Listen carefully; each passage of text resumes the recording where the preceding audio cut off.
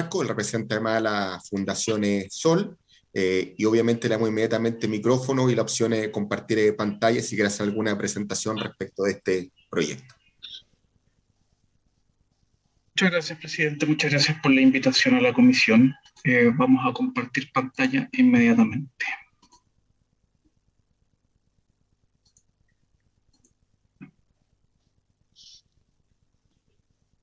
Está en pantalla, don Marco. Muchas gracias. Perfecto. De acuerdo al tiempo que nos informaron para poder presentar, está adaptada la presentación a 15 minutos aproximadamente. Lo primero que queríamos comentar es que para nosotros es muy importante discutir este proyecto, esta ley corta, en el marco de una crisis provisional profunda. Y sin duda, a pesar de que, según lo que uno comienza a visualizar, en este mandato presidencial no va a haber acuerdo político para generar una reforma al sistema de pensiones contributivo, sí, a partir de esta ley corta hay una oportunidad para comenzar a construir los pisos, las bases de un nuevo sistema de pensiones basado en los principios de la seguridad social.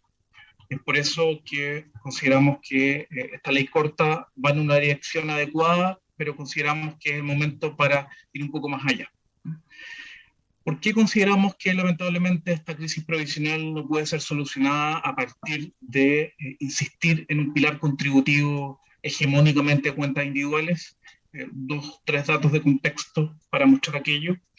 El cuadro que ahí aparece es para mujeres arriba y es cuánto rinde el saldo en las cuentas individuales de las mujeres según se jubilan por retiro programado y renta vitalicia. Esto está actualizado con la tasa de interés técnico retiro programado del último trimestre publicado, la tasa de renta vitalicia, las tablas de mortalidad correspondientes. Hicimos los cálculos en el módulo Stata CNU que existe la Superintendencia de Pensiones. Actualmente, para una mujer con 10 millones de pesos de saldo en la cuenta individual se puede construir una pensión autofinanciada en retiro programado de un poco menos de 44.000 pesos, la cual en la medida que va pasando el tiempo comienza a bajar. Y si esa mujer contrata una renta vitalicia, sabemos que hay un requisito mínimo, esto es solo un ejemplo hipotético, de fondos acumulados para tener una renta vitalicia, la pensión inicial sería 39.408 pesos, la cual se va reajustando por IPC hasta que la persona fallezca. Y así, por cada 10 millones, en promedio, uno va agregando en torno a los 40.000 pesos de pensión. Entonces, por ejemplo, con 100 millones de pesos, la primera pensión por retiro programado estaría en torno a los 440.000 pesos, un poquito menos, y por renta vitalicia, menos de 400.000 pesos, 394.000 pesos. El gran problema de aquello, primero, es que para muchas personas 100 millones de pesos significaba mucho dinero y probablemente una expectativa de alta pensión, pero en el sistema actual, donde la pensión no se calcula de acuerdo a los años cotizados o la remuneración de las personas en su vida activa, y de allí construir una tasa de reemplazo, un beneficio definido, dado que este es un sistema de contribución definida, y lo único cierto es el aporte mensual. Cuando uno revisa cuál es el nivel de saldo que tienen las personas, las mujeres en este caso, a punto de jubilar, con datos de junio del 2021, mujeres entre mayores de 55, entre 56 y 60 años, encontramos que solo el 2,6% tiene más de 100 millones de pesos. Y prácticamente el 90% tiene menos de 50 millones. Con 50 millones, la pensión autofinanciada de partida está en torno a los 200.000 pesos y fracción. Ese es un problema gravísimo que lamentablemente con cambios paramétricos no es posible solucionar. En el caso de los hombres, la situación es un poquito mejor, pero sin duda no es distinta en términos del concepto de crisis previsional. Por cada 10 millones de pesos de saldo en la cuenta individual se puede construir una primera pensión de cerca de 50.000 pesos en retiro programado y en torno a 45.000 pesos en renta vitalicia. Y actualmente de los hombres que están a punto de jubilar, vale decir que tienen entre 61 y 65 años, solo un 9,1% tiene más de 100 millones de pesos. Y con 100 millones se construye una pensión inferior a los 500.000 pesos. De hecho, prácticamente el 80% de los hombres a punto de jubilar tienen menos de 50 millones de pesos, 79,9%, y con 50 millones de pesos se construye una pensión autofinanciada entre 249.000 retiro programado, pensión de partida, después va bajando, y 226.900 en renta vitalicia. ¿Por qué esta situación lamentablemente podría agravarse aunque se realicen cambios paramétricos? Porque la rentabilidad anual real sobre IPC, sobre inflación, que las AFP consiguen para los fondos que administran, tomando, por ejemplo, el fondo de referencia, el fondo intermedio fondo C, recordemos que hasta antes del 2002 no existían multifondos, solo unos años antes había un fondo paralelo parecido al fondo E, pero en general si uno quiere comparar la rentabilidad histórica del sistema, toma el fondo intermedio fondo C, que es de 8% real, y aquí ni siquiera estamos ajustando por riesgo a esta rentabilidad, pero esta rentabilidad histórica se explica fundamentalmente por los 80 y los 90, donde la rentabilidad promedio por año excedía casi el 10%. Pero en el siglo XXI tenemos rentabilidades por décadas anuales inferiores al 6%, 5,7% entre el 2000 y el 2009, y entre el 2010 y el 2019, 4,8%, y a la baja. Entonces, por cada punto menos rentabilidad, la pensión en promedio baja un 20%, tanto que aumentáramos la cotización en cuentas individuales por los rendimientos y por la rentabilidad, esto solo permitiría con suerte compensar la caída en la rentabilidad. Entonces, lamentablemente no hay solución. Se insiste en seguir dependiendo hegemónicamente de un pilar contributivo de cuentas individuales. Es por eso que es tan importante mirar las tipologías de los sistemas de pensiones que existen en el mundo, y con esto, por eso nos permite también analizar la ley corta de pensiones del gobierno. En general, los sistemas nacionales de pensiones tienen distintos pilares.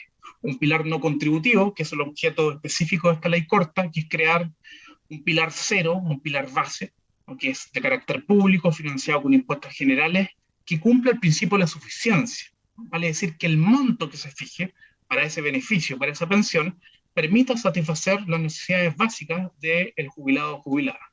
En general, hay dos tipos de pilar cero, uno universal y otro vinculado al test de medio, vale decir focalizado, donde las personas tienen que demostrar que pertenecen a un grupo más pobre de la población. En Chile actualmente el 60%, y esta ley corta propone aumentar la cobertura un 80%. Después en el pilar contributivo viene el pilar 1 clásico, histórico, obligatorio público, donde principalmente el objetivo es sustituir ingresos, vale decir que lo que yo ganaba como trabajador o trabajador activo se parezca en algo a la pensión que voy a sacar. Ojalá en torno al 70-75% de lo que yo ganaba como tasa de reemplazo. Los pilares públicos principalmente son de beneficios definidos o lógica de reparto con fondos de reserva de capitalización colectiva, muchos de ellos. No es el reparto que se hace a veces esta falacia de que todo lo que ingresa se paga inmediatamente, sino que se va dejando un excedente para shocks demográficos y económicos. Y a partir de las últimas décadas, Chile parte de manera incipiente en dictadura, incorporando este pilar 2 obligatorio privado de cuentas individuales de contribución definida, y después de 10, 11 años después, o 2 años después Australia, después Perú, y así un grupo de 30 países aproximadamente comenzó a incorporar pilares obligatorios que en pocos casos sustituyen al pilar 1 y en otros casos son complementarios al pilar 1. Chile no tiene el pilar 1 y tiene solo el pilar 2. Y finalmente están los pilares complementarios de ahorro previsional voluntario, regímenes especiales. Recordemos que los sistemas de reparto que existen de manera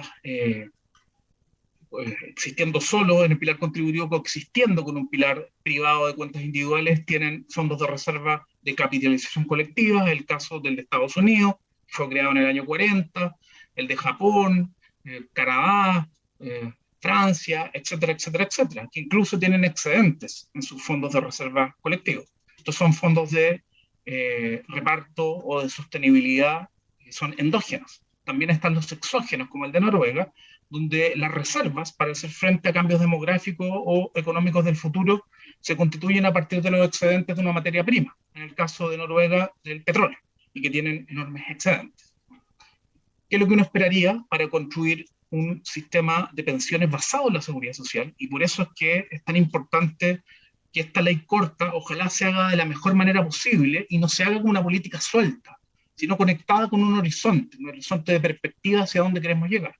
Es que, citando el modelo recomendado por la OIT, tenemos la posibilidad de construir la base del edificio, que es una pensión universal, ¿no? Que es un piso que no depende de las cotizaciones de los trabajadores y trabajadoras y que intenta cubrir el principio de la suficiencia, vale decir que cualquier persona que se jubile en el país tenga un monto suficiente para cubrir sus necesidades básicas. Después está el componente 1, que es el pilar de reparto con reservas técnicas, el reparto moderno, que no lo tenemos, fue a ser Senado, y después la OIT recomienda que exista algún grado de privatización que puede ser voluntario, ojo, y obligatorio. Y puede ser el APB también como componente 3. Chile no tiene el componente 1. Entonces, ¿qué se propone en general hasta el momento? Si uno suma en qué quedó la discusión del pilar contributivo con la reforma del gobierno y con lo que se propone en la ley corta. Lo que tenemos hasta el momento es la creación de un mini sistema mixto, bastante extraño a nivel mundial, donde aparece el componente 1 del pilar 1, pequeñito, con un 3% de cotización. Esa discusión, insisto, está estancada, es lo último propuesto por el gobierno. El pilar 2 de cuentas individuales obligatorias crece de 10 a 13%, ¿no? Más la comisión que se paga a la AFP por administrar. Y actualmente el gobierno propone alargar la base del edificio de un 60% de cobertura en 80% y aumentar levemente el monto de la pensión de 176.096 pesos, y ahí un poquito más de lo que mencionaba anteriormente el expositor anterior, ¿cierto? Porque 177.000 pesos era el primer anuncio del presidente, pero entiendo que en el proyecto de ley quedó como la línea de la pobreza actual, que es 178.958, por tanto el aumento es de casi 3.000 pesos. Y también propone adelantar el aumento que de todas maneras venía el 1 de enero del 2022 para quienes tienen entre 65 y 74 años las pensiones de invalidez, que dado lo que dice el proyecto de ley, que sería un mes después que se apruebe esta ley, con suerte quedaría para noviembre, vale decir, sería un adelanto de 2 meses, o incluso, si esto se demora un poco más, de solo 1 mes. Por tanto, eso no es relevante mayormente. ¿Por qué es tan importante que no naturalicemos el hecho de que lleguemos a la línea de la pobreza como el techo, sino que este debería ser el punto de inicio de la discusión? Si uno hace un ejercicio básico que rinde los 178.958 pesos, si uno lo considera en el gasto mensual de un adulto mayor, alcanzaría para 3.000 pesos diarios para alimentación, 90.000 pesos ahí, sumamos, 40.000 pesos, por ejemplo, para pagar algunas cuentas básicas, luz, agua, gas, calefacción, conectividad, ya pasa a ser un gasto fundamental, y lo que sobra, poco menos de 50.000 pesos para comprar algunos medicamentos, que es un gasto muy importante entre los adultos mayores, y se cubre en torno a la mitad del salario mínimo actual. La línea de la pobreza, recordemos, que es la línea de la sobrevivencia, y se construye a partir de un requerimiento de 2.000 kilocalorías diarias para una persona en relación a las necesidades alimentarias, y para mirar cuál es el costo de las necesidades no alimentarias y construir la línea de la pobreza, se mira el gasto del 20% más pobre en la encuesta de presupuestos familiares. Por tanto, liberamos hacia abajo para establecer estos estándares. Anteriormente, Chile medía de otra manera la pobreza, no había actualizado el patrón de consumo, pero miraba, ¿no?, el tercer quintil. Entonces miraba mucho más hacia arriba y ahora miramos el primer quintil. Nosotros queremos colaborar en ese sentido en esta discusión de ley corta, dado que parece que va a ser muy difícil que avance la discusión contributiva, para lo cual también queremos colocar esta ley corta en perspectiva. Es una propuesta que hemos denominado 25-25-25. Consideramos que existe la oportunidad de ir más allá de lo que está proponiendo el gobierno. La discusión de las pensiones, sin duda, era una de las discusiones centrales de la crisis política que atraviesa Chile hace casi 2 años, y consideramos que se puede hacer un esfuerzo mayor para aumentar, en vez de 3.000 pesos la pensión básica solidaria, aumentarla en un 25%. Ahí está el primer 25%. Inmediatamente voy a mostrar el monto que quedaría ese 25%. Nosotros revisamos algunas propuestas en los meses anteriores, por ejemplo, una bancada de diputados de la Unión Demócrata Independiente de la UDI proponía que la pensión básica fuera 7 UF, actualmente un poquito más de 210.000 pesos. Estaríamos llegando a un valor cercano a aquello. También aumentar 25 puntos porcentuales la cobertura del pilar solidario, vale decir, en vez de llegar a 80% de cobertura, llegar a 85%, con una perspectiva gradual de crecimiento para los próximos años, y reducir un 25% las exenciones tributarias que existen actualmente para financiar este aumento de 25% de la pensión básica solidaria y de 25 puntos porcentuales en la cobertura. Para ello, además de lo que el gobierno ha explicado y ha considerado en este proyecto de ley en su informe financiero, que es el IVA a los servicios, entre otras cosas, que es de lo que más recauda, consideramos que la propuesta del gobierno de aumentar o de volver a reponer el impuesto a la ganancia de capital es muy marginal, de crear un impuesto al capital pequeño de 5%. Consideramos que al menos hay que llegar al impuesto que existía antes, por el año 2000, de 15%. Hay que colocar sobre la mesa la eliminación del régimen de renta presunta y la devolución del impuesto al diésel, también su eliminación total o parcial, para justamente acercarnos a una recaudación que considere una disminución o una eliminación de 25% de las sanciones tributarias. Eso serían aproximadamente, según lo que ha valorado la DIPRES, de las sanciones tributarias en su conjunto, cerca de 1.800 millones de dólares. Y otro tema que nos parece importante es que permanentemente se naturalizó a partir de la creación del Pilar Solidario por el primer gobierno de Michelle Bachelet del 2008, de que existe una colisión del derecho al beneficio de las mujeres al Pilar Solidario y la edad legal de jubilación. Sin duda, cualquier persona dirá es un problema de costo. Es más caro financiar una PBS o una PS para las mujeres de los 60 años, sin duda. Pero deberíamos profundizar y discutir aquello, porque si la edad legal de jubilación de las mujeres a los 60, tienen que esperar 5 años para que sus pensiones mejoran vía PBS o APS. Sería importante también discutirlo en esta ley corta. Sin duda, lo que mostré al comienzo de cómo se calculan las pensiones y para qué alcanza, podría haber una discusión adicional sobre las tablas de mortalidad, cómo se calcula la tasa de interés técnica, entre otras cosas, pero nos centramos en esto. Esta es la propuesta que queríamos dejar a la comisión para que la evalúe, y es que considera 3 elementos: la suficiencia, cuál es el valor, cuál es el porcentaje de la pensión básica solidaria que se propone en relación al salario mínimo, que se va a reajustar en enero del 2022, quedó anclado a un valor entre 345.000 y 350, dependiendo de la actividad económica. Hicimos el supuesto de que llegamos a los 350 en enero del 2022, y la cobertura del Pilar Solidario. Entonces, aquí hay 2 conceptos claves: suficiencia y cobertura, para acercarnos a una pensión universal. Estos son los valores actuales que ustedes conocen, la propuesta del gobierno, los casi 179.000, quedaríamos en 51,1% de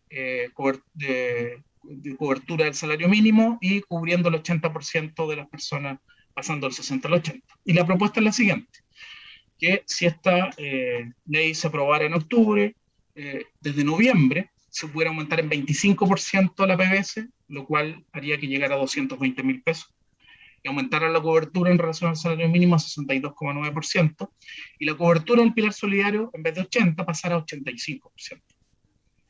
Un año después, aumentará otro 25% más el monto de la PBS, llegando a 264.000 pesos. Esto está en valores cerrados aproximados para que sea más fácil la lectura.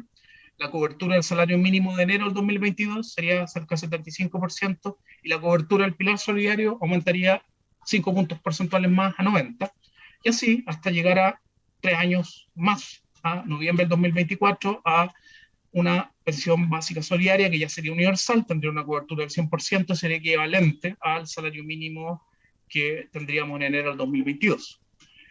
Nos interesaría muchísimo que ojalá no solo se aprobara un aumento de la pensión básica solidaria que se acercara, ojalá a los 220.000 pesos, fuera 220.000 pesos, y un aumento de cobertura que llegara al 85%, sino que existiera claridad o hubiese alguna ruta para que nos acercáramos a la cobertura universal para construir la base, y a una pensión universal que satisfaciera al menos el salario mínimo que se paga actualmente o se va a pagar a partir del 2022. También es importante constatar que el principal fuente de gasto fiscal sería, tal como se comentó anteriormente, el APS. Nosotros ocupamos el modelo actuarial de DIPRES, más aportes que ha hecho la OIT en su modelo ILUPENS, que hemos hecho proyecciones actuariales hasta fin de siglo, y vemos que las pensiones no contributivas, que podría ser el nuevo nombre de una pensión básica universal, va reduciéndose de manera importante en el tiempo. Al comienzo un gasto importante y después empieza a bajar, y lo que aumenta de manera considerable es el APS. Ahí está el gráfico que muestra las proyecciones para mujeres en línea negra y para hombres en línea amarilla. Y finalmente, nosotros consideramos que hay que acercarse justamente a este modelo que propone la OIT. Nosotros hemos ayudado a construir la propuesta de la Coordinadora de Trabajadores y Trabajadoras No Más AFP, que justamente considera que debe construirse este piso universal, ¿no? Y construirse el componente 1, el piso 1, que a partir de una consideración de seguridad social y de reparto con reservas técnicas. Que exista o no AFP es una discusión que democráticamente se puede hacer si es que existe en el APB o existe como régimen complementario siempre, pero obligatorio o voluntario. Y por eso que es tan importante para ver los incentivos a cotizar, que también se mencionaba en la exposición anterior, que el APS puede internalizarse en un pilar contributivo bajo consideraciones o pisos que efectivamente hagan que una persona, al cotizar aunque sea un año, le convenga mucho más que cotizar 0 años. Si en un futuro, que ojalá sea cercano, la pensión no contributiva se va a acercar a un valor suficiente, que esté en torno al salario mínimo, uno esperaría que la pensión garantizada contributiva sea mayor que ese piso. Por tanto, esta es una propuesta actualizada a fines de agosto del 2021 con beneficios definidos, vale decir, donde aparecen las tasas de reemplazo, aparecen las certezas, dependiendo de los años cotizados, va a ser la tasa de reemplazo que pague el nuevo sistema. Pero, por ejemplo, si una persona cotizó 15 años, va a tener derecho a un piso de pensión contributiva equivalente a 137,5% del salario mínimo. Ahí está el monto actual en pesos, lo cual genera un incentivo para que la persona desee cotizar más años, siempre, porque va a tener derecho a una pensión contributiva mayor. Pero, en resumen, para nosotros, en términos del tema central de la ley corta, no nos hemos referido en relación a la protección a las lagunas de las personas y estar cubierto por el Seguro Sociedad. Quisimos concentrarnos en la creación de un potencial pensión universal que ojalá diseñemos a partir de esta ley corta de pensiones un camino para acercarnos a la universalidad en un monto suficiente y que ojalá, a partir de ahora, haciendo un esfuerzo en una reducción y eliminación mayor a la que propone el gobierno de sanciones tributarias, nos acerquemos a una pensión básica solidaria de 220.000 pesos y a una cobertura del 85% de la población. Muchas gracias.